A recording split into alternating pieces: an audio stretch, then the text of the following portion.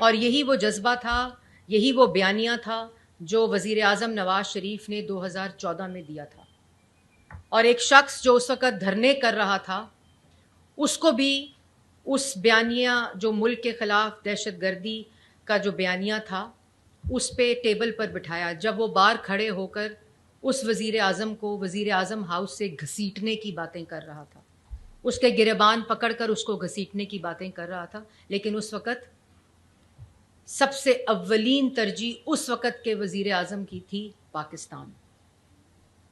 और आज भी आपको पता है कि कल नेशनल सिक्योरिटी पार्लियामेंट्री कमेटी की मीटिंग हुई, और आज फिर उसी जज्बे की, उसी क़यादत की, उसी सोच की, उसी यूनानिमिटी की ज़रूरत है। और कल सिर्फ आपने देखा कि तमाम मुल्क की सियासी जमातें, तमाम सियासी मुखालफीन अपनी मुखालफत को भुलाकर पार्लियामेंट में, जो कि अवाम की तर्जुमान प्लेटफॉर्म है, उसके ऊपर मौजूद थे।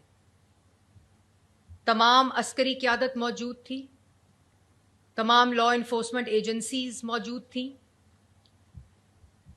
और पार्लियामेंट के अंदर एक जुबान होकर दहशतगर्दी और दहशतगर्दों के खिलाफ एक एलानिया आया। उस एलानिए के ऊपर सिर्फ एक जमात के दस्तखत नहीं थे, और ये कोई नई बात नहीं है। जिस वक़्त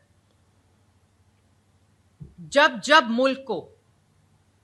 मुल्क की नेशनल सिक्योरिटी को इस जमात और इस जमात के का जो हेड है